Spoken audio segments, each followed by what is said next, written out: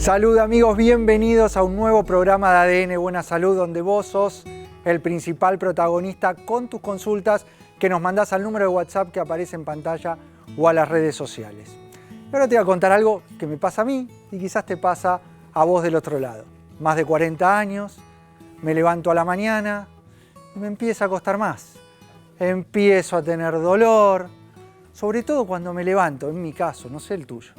Pero a partir de esta edad empezamos a sentir que algún movimiento nos puede dejar duros, que nuestras articulaciones ya no son las de antes, que empieza a haber más rigidez, que la movilidad que tenemos es menor.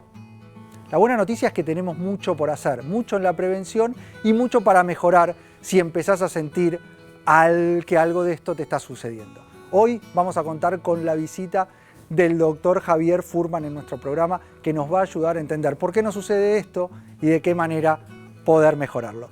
En el Noticiero Médico, un nuevo trabajo nos habla de que el viejo sistema con el cual nosotros medíamos y considerábamos la obesidad y sobrepeso no va más, eso ya lo sabés, el índice de masa corporal no es suficiente, pero que si lo complementamos con otros factores vamos a encontrar mucha más obesidad de la que hoy estamos hablando. Nosotros decimos que el 60% de la población tiene entre sobrepeso y obesidad. Si instrumentamos, de acuerdo a este trabajo, un nuevo sistema para medir, nos vamos a encontrar con mayores niveles y esto es preocupante porque la obesidad y sobrepeso es una epidemia. Tus consultas, ¿quién las va a responder? Nuestro equipo, que lo recibimos con fuerte aplauso. Doctor Gabriel Labman, Delphi Zimmerman. ¿Cómo anda el equipo de ADN Buena Salud? Muy bien, muy contento, y vamos a hablar de un tema muy importante: cómo se forman las enfermedades cardiovasculares, ¿no? Cómo se crean la arteriosclerosis. No aparece porque sí, porque la gente tuvo un infarto, ya está. Ahí empieza el riesgo. Claro, me encanta la palabra esa. Digamos, el infarto de los 50 se construyó quizás de bebé, ¿no? Con los hábitos de niño, luego de la adolescencia. Y claro, cuando empieza esta edad de los 45 o 50 años, que se fueron acumulando tantos hábitos, la construcción fue tal que se tapa la arteria y bueno, y ahí tenemos un evento. Entonces vamos a explicar un poquito con el doctor Milton Dunn cómo los factores de riesgo son corregibles e impiden o mejoran o previenen la formación de las placas y así los eventos cardiovasculares. Aparte, cómo se conectan, porque esos factores de riesgo se multiplican y en general cuando detectamos un factor de riesgo probablemente haya otros. Seguro. Entonces es importante conocer para saber qué es lo que podemos hacer para disminuir este riesgo de la principal causa de muerte en nuestro país y en el mundo. Delphi, ¿cuál es tu tema? Hoy vamos a volver a experimentos. Experimento. Y lo vamos a hacer desde un tema también muy importante, que hay muchas consultas al respecto, que es la digestión. ¿Qué pasa? Te hiciste estudios, te hiciste análisis, descartaron patologías de base del sistema digestivo, pero sin embargo terminás de comer e igualmente te duele la panza, tenés distensión, tenés malestar y te acostumbras a sentirte así. Bueno, no hay que hacer eso y hay que, fuera de las patologías, buscar qué está pasando funcionalmente que nos está generando este malestar después de comer. 7 de cada 10 de los trastornos intestinales son de causa funcional. O sea que se hizo y se buscó un diagnóstico orgánico, no está presente.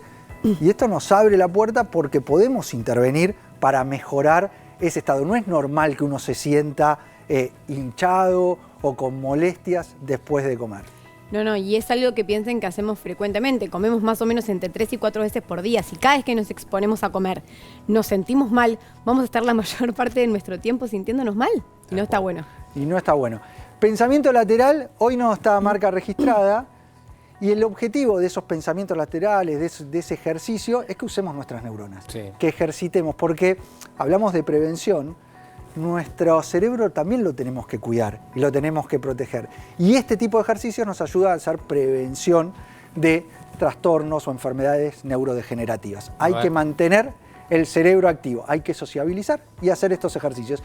Hoy no hay pensamiento lateral, pero les propongo un juego. A ver. Vamos a deletrear al revés. Esto lo saqué de @endocrinólogo. En redes juega mucho con esto. @endocrinólogo nos propone de deletrear una palabra al revés. Vamos a deletrear buena salud al revés. Vamos primero, Gaby, con buena. A ver si te animás. Deletrea buena. Buena. A, N, E, U, B. Muy bien. Ahí deletreó buena al revés. Salud va a deletrear la nota. D-U-L-A-S. Pará. La estoy leyendo. No, hizo trampa. No lo leas en el programa, no hagas vos mula, ¿eh? Vos del otro lado no hagas mula. Pero este tipo de actividades está muy bueno para mantener nuestro cerebro activo. Vamos a ver ya un informe sobre artrosis y después recibimos al doctor Javier Furman. La artrosis es una enfermedad degenerativa de las articulaciones que causa dolor, rigidez y pérdida de función de las zonas afectadas. Es una de las formas más comunes de artritis y puede afectar cualquier articulación del cuerpo, aunque es más común en las rodillas, las caderas, las manos y la columna vertebral. Existen varios factores de riesgo que pueden aumentar la probabilidad de sufrir artrosis, entre ellos la edad, la obesidad, la genética y las lesiones. En cuanto al tratamiento, puede incluir medicamentos, terapia física, cambios en el estilo de vida o cirugías. Es importante que las personas tomen medidas para reducir el riesgo de padecerla y busquen atención médica si experimentan síntomas sospechosos. Y para tratar este tema contamos con la visita del doctor Javier Furman, que es kinesiólogo y fisioterapeuta, máster en salud integrativa. Muchas gracias, Javier, por tu visita. Gracias a vos, Milton.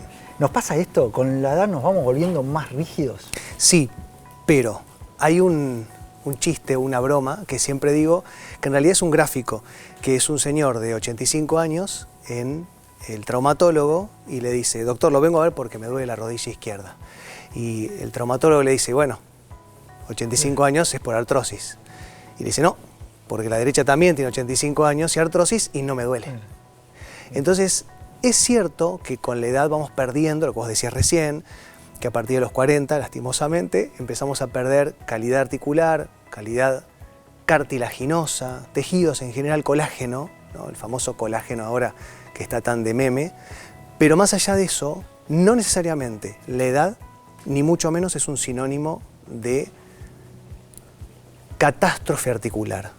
Si le hacemos las cosas bien, y bien se refiere a todos los hábitos epigenéticos, todos los que ya conocemos y los que podemos conocer también, podemos tener una muy buena calidad articular. O sea, podemos llegar mejor a edades avanzadas y si hay algún trastorno, a partir de esos hábitos podemos o nos puede ayudar a revertir.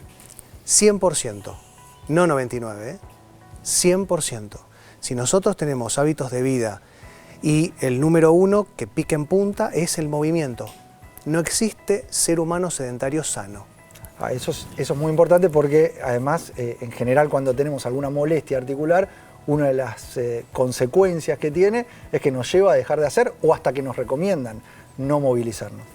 Ese es el gran problema que muchas veces tenemos, ¿no? Que algunos facultativos no actualizados, no ayornados, le dicen a una persona, tenés osteoporosis, tenés osteopenia, tenés artrosis, prohibido el impacto, no corras, no saltes ni camines.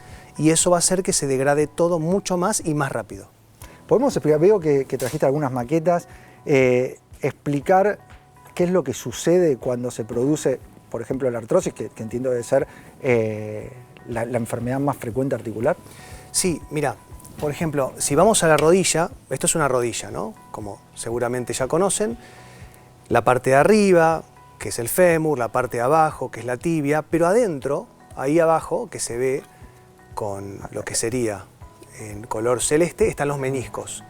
Entonces, cuando hablamos, lo vamos a mostrar así. Ahí. Esa es la rótula y ahí adentro están los meniscos. Se ven como unos discos. Sí, son dos, uno adentro y otro afuera. La realidad es que hay una parte de hueso, perdón, la estoy moviendo, ¿no? Ahí. Hay una parte de hueso, hay una parte de cartílago y hay una parte de músculo, tendones, ligamentos, de todo ahí. En la rodilla es una estructura complejísima y súper compleja y completa. Y esta es una articulación que todo el mundo le tiene miedo a la artrosis, ¿no? Artrosis de rodilla, podemos hablar de artrosis de cadera también. Pero, ¿qué pasaría si yo dijera que la artrosis de rodilla se combate con el impacto? Se combate con el impacto y generarías en muchos, como diciendo algo, ¿qué me está hablando? Porque el impacto te va a transmitir ahí, vas a decir, me va a generar algún tipo de daño y estarías rompiendo un paradigma. En contra de lo que es como anti-sentido, ¿no? Tiene un nombre esto, que quiero que me salga, que sería como... Claro, un oxímoron, contraintuitivo, claro. Pero no, es realmente algo muy... ¿Y por qué el impacto, por qué el ejercicio tiende a ayudarnos? Es así, la artrosis no duele. Dejo esta pausa para que todo el mundo piense y diga, ¿cómo la artrosis no duele? Si a mí me dijeron que yo tengo artrosis de columna, artrosis en cadera, artrosis en pelvis, y duele. No, la artrosis no duele. La artrosis es un proceso natural del cuerpo que nos quiere proteger, pero al mismo tiempo también muchas veces tenemos artrosis porque el cuerpo le faltan nutrientes por la mala alimentación modernizada, que ya entramos en un lugar de no retorno, ya no hay retorno. La alimentación refinada llegó para quedarse por una cuestión de costos, de rapidez, de comodidad y sobre todo también la alimentación real ha perdido nutrientes. Entonces, y el cuerpo, como no tiene los nutrientes de la comida real, sale a tomar esos nutrientes de los huesos, que son depósitos de minerales también. Claro. Y acá es donde se genera la artrosis también. El calcio es un mineral que está ahí, en el hueso. Y nuestro organismo lo toma del hueso. Y eso va debilitando la estructura ósea y las articulaciones. Y las articulaciones, el colágeno, el cartílago que recubre, no solamente en este caso, como decíamos, los meniscos, que es un cartílago bien visible, sino también que lo que recubre los huesos en las articulaciones también tiene el cartílago de recubrimiento. Pero a mí me interesa mucho que se entienda, sobre todo, que hay patologías, por ejemplo, del estómago. Vos recién te escuchaba hablando que estabas diciendo con respecto a la distensión abdominal, ¿no? Estas dolores después de comer, que seguramente después con Delphi vamos a ver cómo se hace para corregir todas estas malos hábitos de alimentación. Y obviamente Gaby nos puede hablar siempre del metabolismo, pero el estómago es el punto neurálgico en donde muchas veces nos empecinamos con quitarle la acidez. ¿Y el bajarle la acidez qué impacto tiene? Bueno, si nosotros sentimos acidez no siempre es por falta de acidez. Muchas veces tiene que ver con que hemos perdido la función digestiva. Y si no tenemos una buena capacidad del estómago, el metabolismo va a salir a degradar hueso para tamponar, para compensar un estómago disfuncional. Le voy a dar lugar al equipo que se sume con sus preguntas. El doctor Lapman, Gaby, a ver. Javi, un gusto que estés acá. Contame un poquito de este nuevo suplemento que estás trabajando, que creaste, que me parece importante para sumar a toda esta patología articular. En algún momento con el doctor Milton revelamos una noticia médica que es muy interesante, la curcumina fitosomada, como un efecto positivo para la artrosis. Evaluaron 30 terapéuticas naturales y la más importante fue lo de la curcumina. Pero quiero que recalques y comentes un poco de qué se trata este nuevo suplemento que creo que se encuentra en farmacia, se llama Benelta Flex. Sí, Benelta Flex, y la verdad es que también lo diseñamos en parte juntos, con Milton, con Gaby. La verdad es que es algo que yo lo he pensado, pero nunca me imaginé que iba a tener este impacto. Nosotros siempre hablamos de curcumina como un extracto de la cúrcuma, liposomada, hablábamos que era más accesible, y nosotros cuando pensamos en la curcumina fitosomada, nunca me imaginé que me iba a encontrar con algo que siempre me pasaba antes, con otros suplementos, que la gente me decía me cayó pesada, o me genera disconfort, o no me siento completamente bien. Y la realidad es que con Benelta Flex hemos combinado la curcumina fitosomada, que se absorbe muchísimo más rápido, y al mismo tiempo en la combinación, por supuesto, con piperina, que es el extracto de la pimienta negra, porque se convergen y hace una sinergia espectacular, pero le pusimos también vitamina C quelatada. Entonces la absorción y el aprovechamiento de esta curcumina en el organismo es espectacular. Yo me gustaría armar un desafío y que dejen en redes, tanto en las redes de Gaby, de Delphi, de Milton, o las mías, y yo en las mías prometo contestar yo, que me dejen, los reto a que alguien me diga que le cayó mal o que no le dio efecto antiinflamatorio o analgésico. Eso del efecto antiinflamatorio analgésico es uno de los comentarios habituales que recibimos en aquellos que empezaron a incorporar Benelta como parte de su tratamiento, con las recomendaciones de ejercicio y actividad que obviamente tienen que estar presentes, pero este efecto de me bajó la inflamación y me permite hacer, recuperé movilidad y flexibilidad, que eso es uno de los puntos claves que vamos perdiendo. Yo antes de que empezáramos a hablar de Benelta, dije el tema del estómago.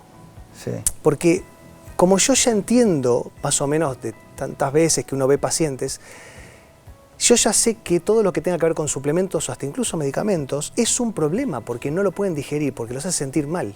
Por eso también nombré que el estómago disfuncional también genera trastornos articulares. Y acá es donde, más allá de lo que dijiste vos, de cuestiones antiinflamatorias y analgésicas, se recepciona bien, no genera acidez, no genera disconfort, no genera un rechazo, náuseas, molestar, nada. Entra perfecto al organismo y sí, cuando nos saca el dolor y mejora la capacidad de regenerar las articulaciones, va a hacer que podamos salir a hacer ejercicio, a movernos aunque sea, y esto es lo que finalmente va a detener el proceso artrósico de la articulación que sea, rodilla, columna, cadera, hasta los pies, la cabeza, las manos. Muchas veces personas, sobre todo señoras, mujeres que trabajan con productos químicos, varones que trabajan con las manos haciendo fuerza también, no quiero decir, no, cada uno, pero usamos las manos para todo. Y una persona con artrosis o artritis va a tener sobre todo también dolor en las manos, y esto es una de las primeras cosas que mejora. Clarísimo, Javier Furman, que lo tenemos hoy en el piso y te queremos aprovechar. Viste que no vino el psicólogo, marca registrada, hoy no está, entonces hay una silla libre. ¿Te animás a quedarte y a recibir las preguntas de la gente? Nos van mandando al WhatsApp o a las redes sociales, nos dejan preguntas. ¿Te animás ahí a sumarte al equipo y responder? Para mí un honor. Bueno, contamos entonces con la presencia del doctor Javier Furman el resto del programa, kinesiólogo y fisioterapeuta, máster en salud integrativa. Andá dejándonos tu consulta también para el doctor, la mandás ahí al número de WhatsApp que aparece en pantalla. Te quiero ver, te quiero leer. A ver si aparece la tuya. Hice dieta hipocalórica, muy restrictiva. Bajé mucho de peso, pero la dejé. Y volví a subir. ¿Por qué? Si me había ido bien, dice la televidente. Bueno, esto pasa mucho con las dietas restrictivas, las dietas hipocalóricas, las dietas cetogénicas, ¿Qué implica una dieta keto? hipocalórica restrictiva? Hipocalórica es básicamente tener una dieta con poca energía, o sea, bajar en realidad las calorías de la ingesta muy por debajo del gasto energético. Claro. Lo que sucede es que, bueno, hay un desbalance entre la energía que incorporamos y la que gastamos. O sea, gastamos mucho más de lo que incorporamos. Hasta ahí genial. Hasta ahí genial y vas a ver los resultados que nos dice. Rápido. Probablemente te va a funcionar si la cumplís y vas a bajar de peso. Bien. El tema es que hay dos problemas después de eso. El primero, una dieta hipocalórica es muy difícil de sostener. ¿Por qué? Porque pasás hambre posiblemente. Es tan baja la ingesta calórica que tenés, es que tenés que restringir alimentos y quizás si estás muy mentalizado lo podés hacer, podés tapar el hambre, podés comer gelatina light, podés intentar tomar gaseosa light, pero llega un momento que después de un mes o en un evento social o cualquier situación emocional hace que no lo puedas sostener. O sea, no tenemos, difícil de generar adherencia, primer punto. Primer punto. Y el segundo punto que acá viene es el efecto rebote que genera. Que es lo que nos cuenta. ¿Por qué? Porque imagínate que vos le acostumbras al cuerpo a darle muy poca energía. Tu cuerpo se empieza a acostumbrar, es como cuando pones el celular en modo ahorro, que le decís, che, tengo poca energía, entonces usemos muy poco. Entonces el cuerpo empieza a usar menos porque tiene menos. Cuando volvés a incorporar una energía promedio normal, claro, para el cuerpo ya es exceso. Ese exceso genera acumulación de grasa y un aumento de peso. O sea, el metabolismo es sabio y cada vez le tenemos que dar menos para que esa dieta hipocalórica funcione. Entonces llega un momento que es imposible. Se estanca, el famoso estancamiento y después del efecto rebote. Entonces, por eso siempre hablamos de esto de generar hábitos, de ser consciente, de buscar alimentos que nos den saciedad y principalmente que activen el metabolismo. Ahí está el secreto, en cada vez gastar más en vez de consumir simplemente menos. Bueno, llega el momento del noticiero y justamente una de las noticias está vinculada a este tema y nos habla que 1 de cada 5 adultos con sobrepeso podrían tener obesidad sin saberlo. Según un estudio de investigadores de Israel, 1 de cada 5 adultos con sobrepeso podría tener obesidad sin saberlo. Para llegar a este resultado se aplicó un nuevo sistema diagnóstico que redefine quién está en riesgo de padecer obesidad y que tiene en cuenta más variables que la tradicional forma de calcular esta enfermedad. La investigación mostró que el 18,8% de los adultos estadounidenses que antes se consideraban solo con sobrepeso, al aplicar los nuevos criterios encajan ahora en la categoría de obesidad. A diferencia del método clásico que solo tenía en cuenta el índice de masa corporal, la nueva guía de la Asociación Europea para el Estudio de la Obesidad analiza también la relación cintura-altura y la presencia de enfermedades asociadas. El principal aporte de este nuevo estudio es que remarca la necesidad de tener una mirada más integral de los pacientes al momento de evaluar su perfil de riesgo. Es importante lo que nos está marcando esta guía europea, porque antes nos guiábamos con parámetros aislados. El índice de masa corporal, que es una medida aislada, el perímetro abdominal, una medida aislada. Acá nos propone combinarlos, pero sobre todo prestar atención a las consecuencias que tiene el sobrepeso y la obesidad, que se traduce en enfermedades cardiometabólicas, entre ellas alteraciones de los niveles de azúcar en sangre e hígado graso. Considerando estos factores, lo que vemos es que muchos que nosotros pensábamos que estaban dentro de una categoría de sobrepeso y que se manejaban como estando dentro de una supuesta normalidad, en realidad tienen asociado un riesgo importante, que es lo que realmente nos tiene que ocupar de la obesidad y sobrepeso. Sí, en realidad mucho tiempo además también se criticó esto, bueno, del IMC, del índice de masa corporal, porque lo que sucedía era quizás pasaba al revés. Gente que en realidad, o personas no tenían sobrepeso, pero sí tenían un músculo muy desarrollado o tenían un entrenamiento importante, aparecían o el resultado era un sobrepeso de una obesidad. El problema acá es que no solo es que había gente que estaba diagnosticada con sobrepeso cuando no tenía, sino que subdiagnosticaron personas que no generaron hacer un cuidado o la importancia que hay en la alimentación, que después genera estos riesgos que mencionás. Y no solo, y esto es importante, cuando uno se guía en el peso, que yo lo hablo, pero sucede de eso de pesarse y seguirse con un peso. El peso, en realidad, el número de la balanza, no es indicador de salud, simplemente. Porque el peso compone tantas cosas, compone agua, compone microbiota, que lo hemos hablado, compone músculo, compone grasa. El tema acá y el problema de la obesidad es el exceso de grasa, que es lo que es inflamatorio, lo que oxida nuestro organismo, lo que nos baja la energía, lo que genera picos de azúcar en sangre. Entonces, también poder, si tenés la posibilidad de hacerte un análisis de composición corporal, se puede hacer por antropometría, ahora hay máquinas que lo hacen, también nos va a dar un diagnóstico de esto, digamos. Conocer el panorama completo, y cuando hacemos un enfoque terapéutico para reducir el exceso de peso, es no solo mirar la balanza, porque podemos estar reduciendo de peso a expensas de perder masa muscular, que es lo que tenemos que cuidar y que sabemos hoy la función que tiene nuestro músculo. Entonces, sí, si solamente miramos el número y bajamos de peso, pero perdimos masa muscular, nos estamos generando daño. No solo el de la obesidad, porque por más que estemos más flacos o tengamos menos peso, seguimos teniendo grasa acumulada y además perdimos masa muscular, que es un órgano vital. Exacto. O sea que es un fracaso en realidad como profesional si nuestro paciente está perdiendo peso a expensas del músculo. Clarísima, Adelphi. Ahora nos vamos a ir un breve corte, pero enseguida volvemos con mucho más ADN Buena Salud.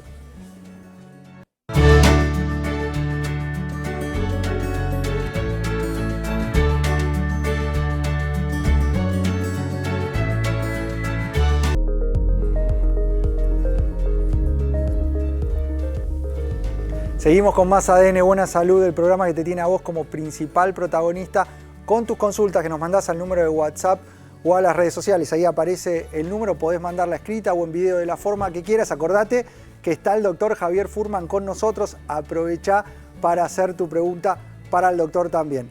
Te prometimos que íbamos a hablar de la digestión. La digestión, que en general encontramos un exceso, una gran cantidad de trastornos funcionales que nos provocan malestar, y hay experimentos. Exacto. Una de las consultas que recibo constantemente y que es muy importante trabajar es: termino de comer y me siento mal, me siento pesado.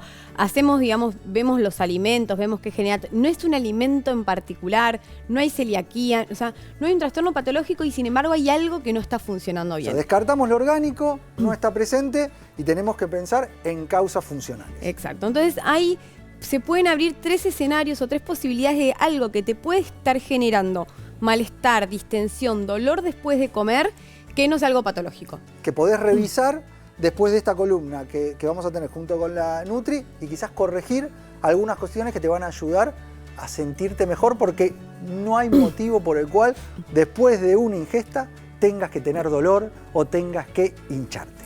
No hay que acostumbrarnos a sentirnos mal, más si es algo que hacemos habitualmente, que es comer.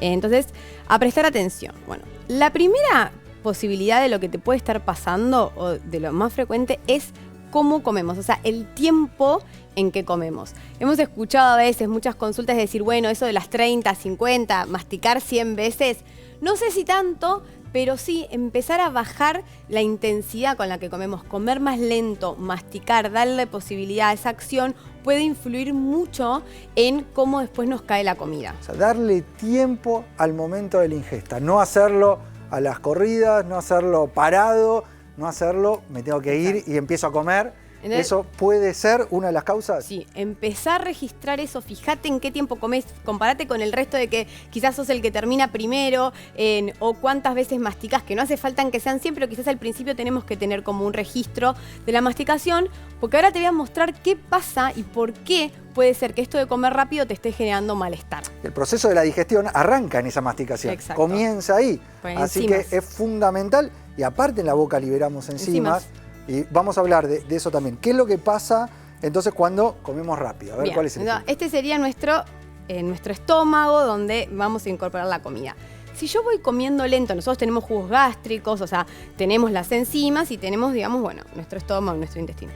Lo Eso primero viene a que ser llega, la comida. esto es la comida. Entonces, acá estoy agarrando poquitito, pero para entender de si yo voy comiendo de a poco, se van generando reacciones, pero, ¿ves?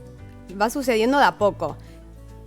Le voy dando tiempo para digerir, le voy dando tiempo a los jugos gástricos a intervenir en mejorar este sistema. ¿Se entiende?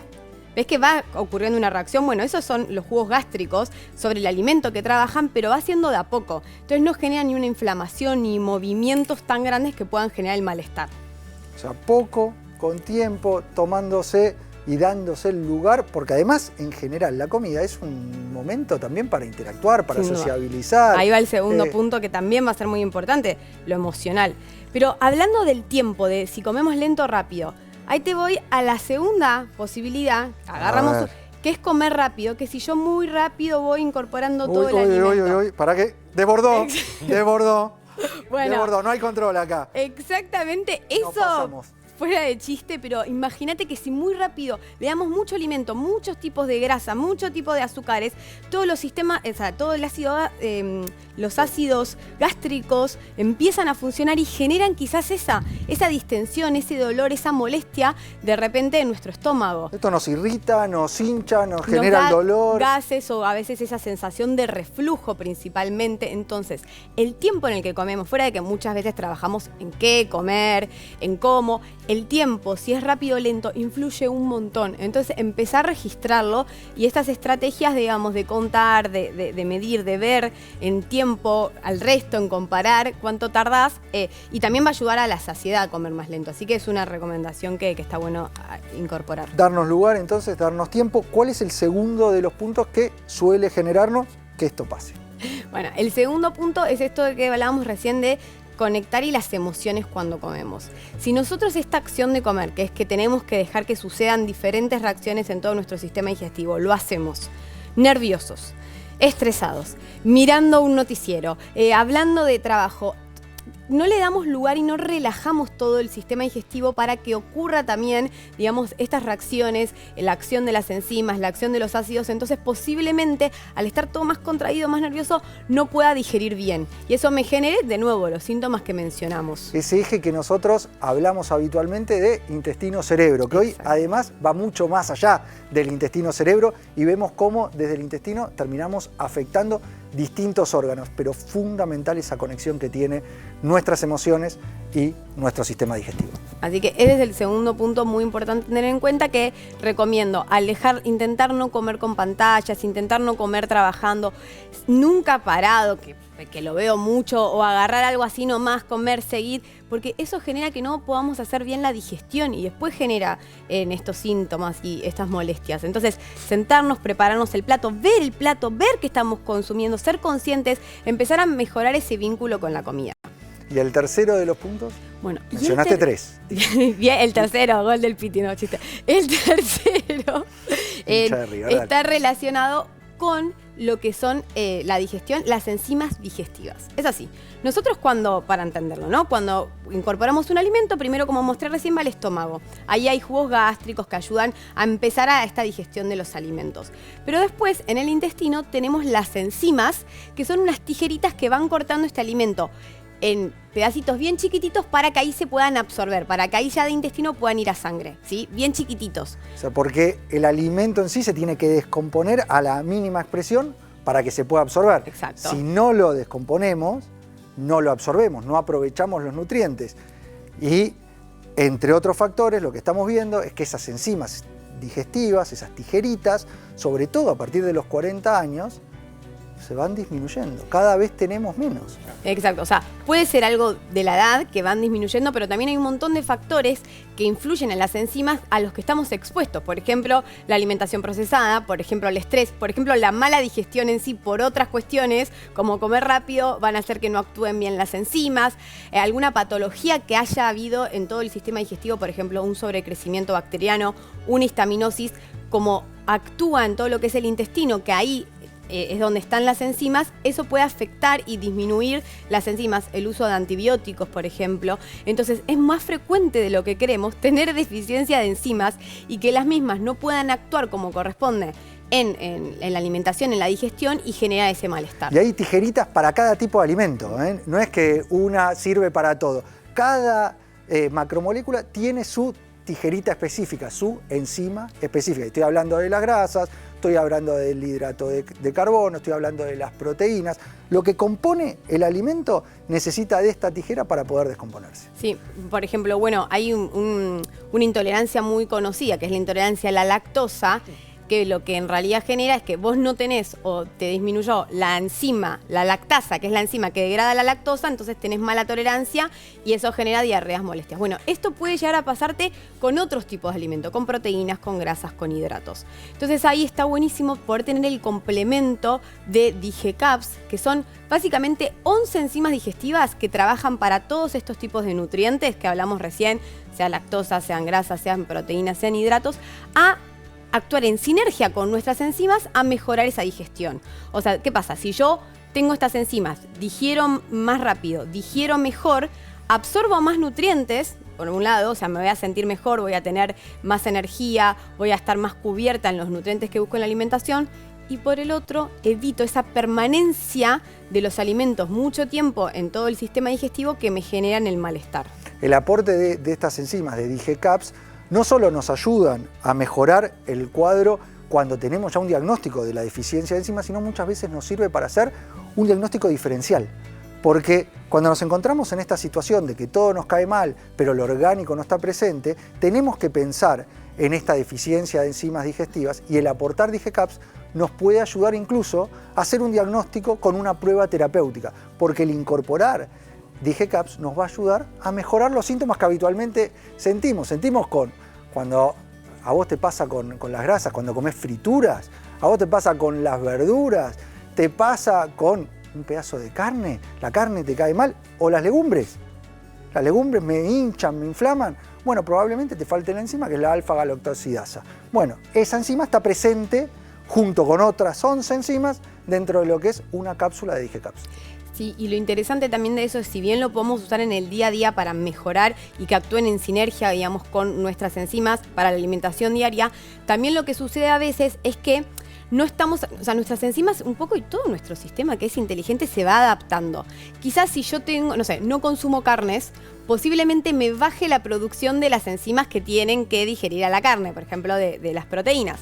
Entonces, cuando coma carne, me caiga más pesado. Entonces, también está bueno tener la posibilidad de sumar DigeCaps, no todos los días simplemente, sino cuando hagamos comidas diferentes. No sé, yo no como frito. Entonces, quizás si un día, por un evento social, tengo un casamiento o una comida distinta donde ya sé que me va a caer mal, puedo ahí sí complementar antes y después de esa comida con DigeCaps, con estas enzimas para esos alimentos distintos y no sentirme mal. Es actuar antes de que te sientas mal. Está bárbaro. Esto me gustó ese concepto.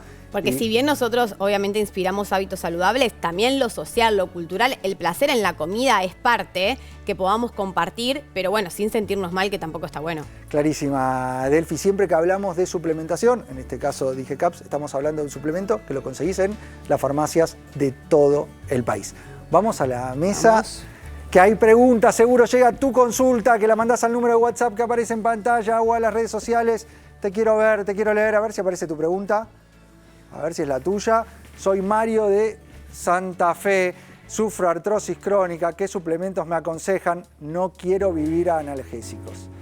Va a responder Javier Furman, que estuvimos hablando ya de este tema en el bloque anterior, pero es algo que afecta a muchos. La artrosis y el querer evitar los analgésicos porque caen mal o porque dañan justamente la mucosa gástrica. Claro, es un círculo vicioso que una cosa termina llevando a la otra. Entonces, lo ideal siempre sería cuidar, no solamente desde la alimentación, como decía Delphi, sino también las articulaciones en sí. Y podemos hablar de artrosis o podemos hablar de artritis, ¿no? El desgaste o la inflamación. No es lo mismo. Y por otro lado podemos hablar de la artrosis o la artritis o el dolor articular, que tampoco es lo mismo. Es decir, una situación inflamatoria no necesariamente va a generar dolor. Y al mismo tiempo lo que tiene que ver con dolor tiene que durar 5 o 7 días. ¿Cuántos de ustedes tienen dolores de hace meses o años? Eso no es fisiológico. Entonces acá es donde podemos entrar, por supuesto, con Beneltaflex, por supuesto con Serrapeptasa, que es espectacular para los dolores y la inflamación articular. Y hay un secreto milenario que todo el mundo lo conoce, pero muy pocos lo implementan, y es el caldo de huesos. El caldo de huesos bien preparado, con obviamente un hueso de un animal orgánico. Si es una vaca, tiene que ser de pastura. Idealmente que sea de vaca, porque conseguir un pollo que tenga buenos huesos es difícil. Y la realidad es que bien cocido, bien preparado, lo guardamos en la heladera y le ponemos el caldo de hueso, nosotros se lo ponemos hasta el té. Mirá. Bueno, ahí tenemos estrategias. Tenemos suplementación que nos va a ayudar y otras estrategias que van a ayudarte a controlar este malestar sin recurrir tanto a los analgésicos, que a veces se vuelven una cuestión muy difícil de abandonar y que con el tiempo vemos las consecuencias que tienen. Y aparte no cura nada. Entiendo que es importante porque el dolor a veces hay que cortarlo, hay que modularlo y no queremos sufrir. Pero no estamos curando. Tenemos que ir a la base del problema, es el metabolismo en sí. Clarísimo, doctor Javier Furman. Nos metemos con el tema del doctor Labman. ¿Cuándo se comienza a generar el infarto, ¿no? El evento cardiovascular? Bueno, tenemos un bebé que ha pedido de mí. Ahí está. ¿No? Yo tengo cuatro en casa. Yo tengo 2. 4 en casa, mira, el bebé. Ahí está un bebito, te queda bien. Otro más, obviamente, ya está. Ya está, suficiente. El ojos de este podría ser. Sí. Pero ¿por qué? ¿A qué viene el bebé? ¿A qué viene el bebé? De que el bebé viene con los hábitos de cualquier ser humano, ¿no? El bebé puede nacer en una ciudad como Buenos Aires, que sabemos que cada 15 minutos se coloca un stent, o sea, que tiene muchas chances de tener un evento cardiovascular, o en zonas azules, donde se vive más saludable. ¿Qué diferencia uno del otro, no? Claramente son los hábitos de vida. Y acá, o sea, la familia, el lugar, te va impregnando de esos hábitos que te terminan generando el infarto que tenés a los 50, a los 60. Exactamente. Fíjate cómo empieza una arteria normal. El bebé tiene estas arterias. ¿Cómo hace? Hay una, igual se comienza a ver un poquito, eso en general, esa microplaca o estría grasa está presente a partir de los 15 años. Empezamos a ver algo de depósito de grasa en las paredes arteriales. ¿Sabes que hay un estudio interesante que se hizo en los excombatientes de Vietnam? O sea, fallecidos, autopsias, jóvenes, 20 años, 21 años, ya tenían placas ateroscleróticas. O sea, el estilo de vida patológico ya generaba. Y después, obviamente, le vamos dando, ¿no? Alimentos ultraprocesados, tabaquismo, sobrepeso, obesidad, glucemia alta, insulina alta. Entonces ya empieza a depositarse, ¿no? El colesterol, los triglicéridos, y se empieza a formar lo que se llama las células espumosas, y genera la aterosclerosis subclínica, ¿sí? O sea, ahí se va acumulando placas de colesterol con un montón de otras células, no generan probablemente síntomas. No, es subclínico. Esto es el vecino que anda bárbaro, no pasó nada, pero ya tenemos el avance de esta enfermedad, número 3, donde ya la placa es cada vez más estrecha. Es la gota permanente que erosiona la roca. Y ahí, además de esa evolución que se va dando, esa placa, con todos los hábitos de vida que llevamos, con el exceso de ultraprocesado, con el exceso de sedentarismo, con los hábitos tóxicos como el cigarrillo, empezamos a generar inflamación ahí. Y esa placa se vuelve inestable. No solo que va creciendo, sino que empieza a correr el riesgo de romperse. Y el que se rompe una placa es donde aparece la cuarta etapa. La cuarta etapa. Fíjate, acá vamos a tener seguramente PCR elevada, vamos a tener ferritina elevada, patrones inflamatorios, que siempre hablamos de inflamación crónica de bajo grado, que muy bien hablaron de diferentes suplementos. Y la cuarta placa, esto es una obstrucción. Entonces este es el evento cardiovascular. Entonces, ¿cuándo empieza?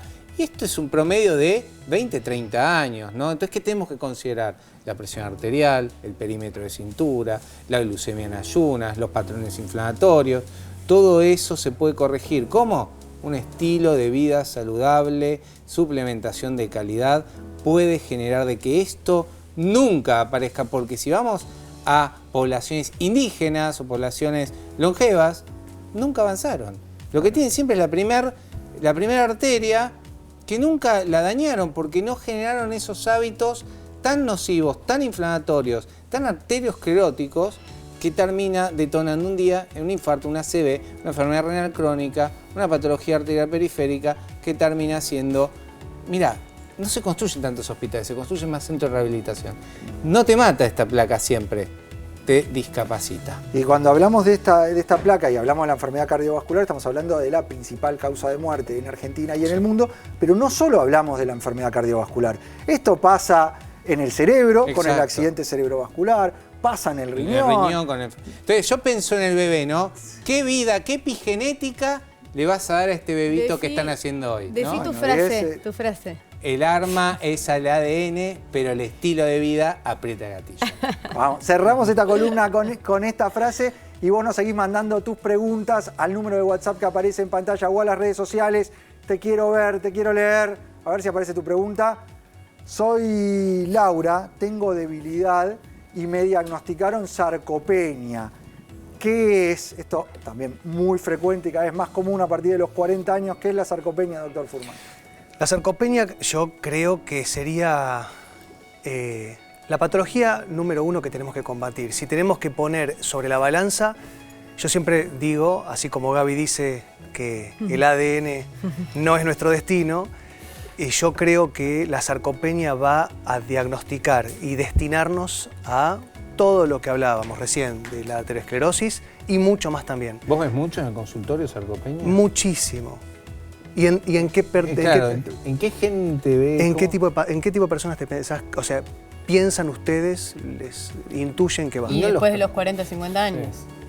Puede ser. ¿Mujeres? Sí. ¿Con artrosis, con dolor articular? Con dejan dolor. de hacer actividad. Claro. Se frenan todo. Expliquemos, la sarcopenia es la pérdida de masa muscular. Claro, perdón, tiene razón Milton. Como decía la pregunta, hay debilidad. Debilidad, hablamos de músculos en general. Pero todo lo que decíamos recién con el equipo tiene que ver con que una cosa va llevando a la otra. Si no nos movemos, y como decíamos recién, no existe ser humano que sea sedentario y sano.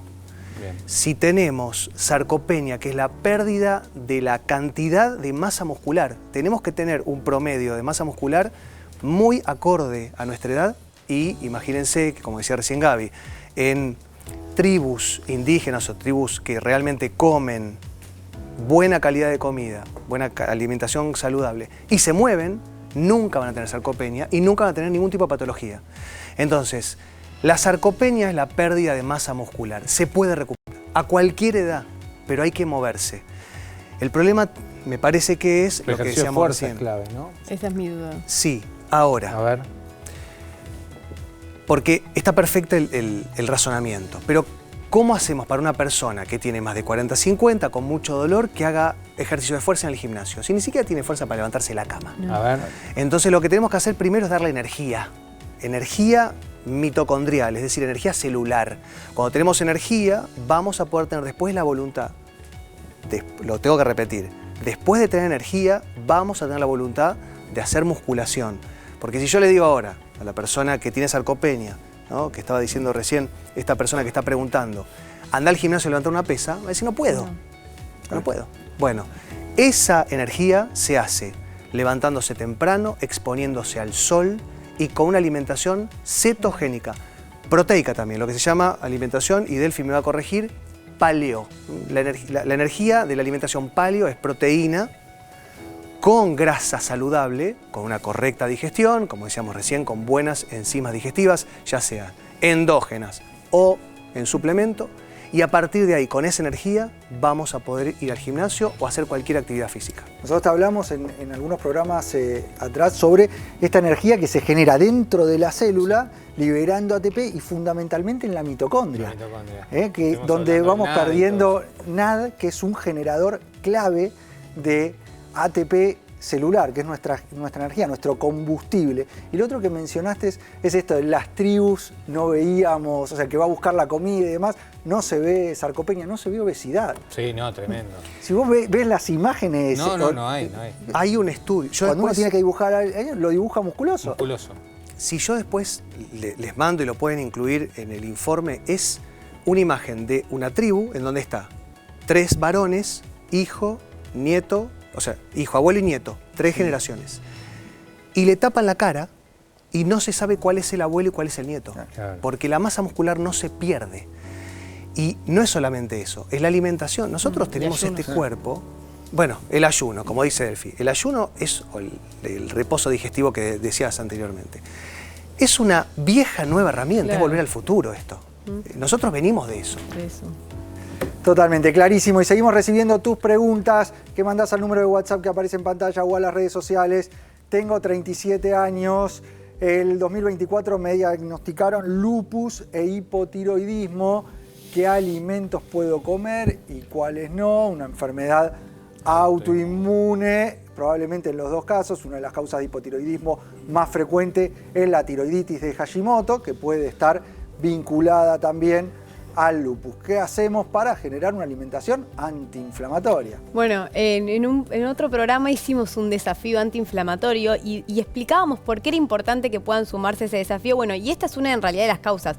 No simplemente es para sentirme menos distendido, sino que hay un montón de enfermedades que se terminan dando por una respuesta de una amenaza del sistema inmunológico activo de nuestro propio cuerpo. Entonces, si nosotros les seguimos sumando estas amenazas, estos procesados, estos aditivos, esos conservantes, vamos como a generar aún más esta defensa del cuerpo. Entonces lo tenemos que dar calma, le tenemos que dar alimentos reales, tenemos que bajar también ese sistema inmunológico que está alterado en el cuerpo.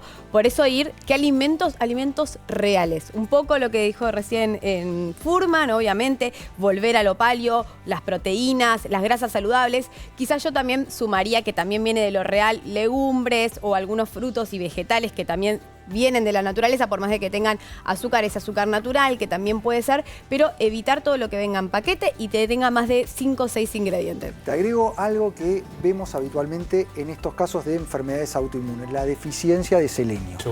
El selenio, que lo estamos perdiendo y que es un micromineral, es decir, que tenemos que aportar cantidades muy pequeñas, pero es esencial, lo tenemos que hacer a partir de la alimentación.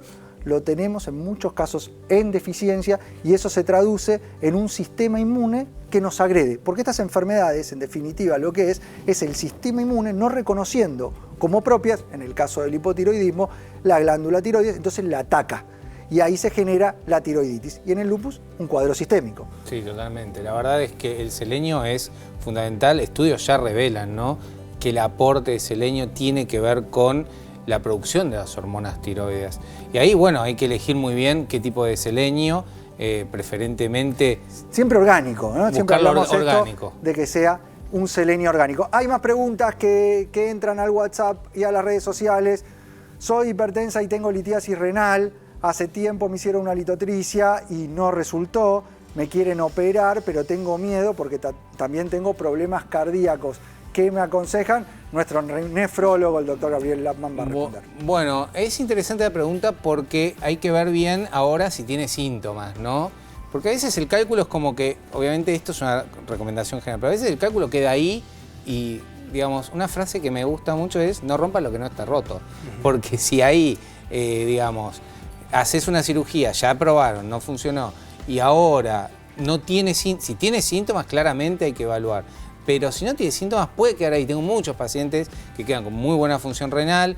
Obviamente la presión arterial hay que controlarla, hay que ver si está bien medicada, si está haciendo bien el estilo de vida. Pero creo que hay que evaluar bien el dato de si tiene síntomas o no. La clínica siempre es mandatoria en todos los casos. ¿Y esto cuáles son los síntomas que hay que tener presentes? Bueno, un paciente que tiene dolor persistente, hematuria, o sea, sangrado al orinar, que obviamente el dolor de cólico renal, para que entienda la gente de otro lado, es uno de los peores dolores de la medicina.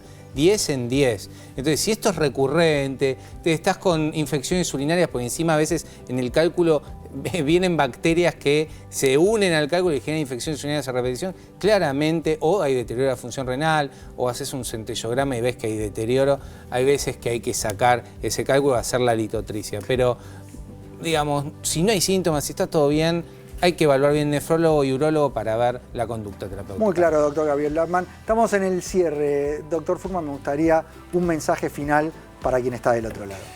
Tenemos que empezar a cambiar, tenemos que empezar a tomar conciencia y sobre todo me parece que esto se hace de a poco, se hace paso a paso. Yo cuando trato de ayudar a alguien le digo que haga el cambio de vida que se imagina como ideal con un propósito. El propósito tiene que ser algo que toque lo sentimental y paso a paso en el tiempo que lleve. Y con objetivos realizables, ¿no? A veces nos ponemos cosas muy lejanas. No realistas. No me importa. Puede ser no realista, puede ser muy importante y muy lejano, pero que se entienda, que va a llevarnos que el nos tiempo. motive, ¿no? Es el destino. Vamos hasta allá, vamos hacia allá. El tiempo no es una variable importante. Muchas gracias, Javier, por tu presencia y sumarte acá a la mesa de ADN Buena Salud, dando respuesta a cada una de las preguntas. Hay frase final, porque se nos fue. Para cambiar tu vida por fuera, escucha esto, debes cambiar por dentro, ¿no? En el momento en que te dispones a cambiar, escucha esto, es asombroso cómo el universo, como dijo Fuhrman, comienza a ayudarte y te trae lo que necesitas. Cuando comienzas a cambiar... Tenés que focalizarte, ¿no? Como dice Marca, ¿no? Si vos cambiás, todo cambia. Y te empiezan las cosas a salir mejor. Yo creo que sí. A mí me funciona. Bueno. A mí también.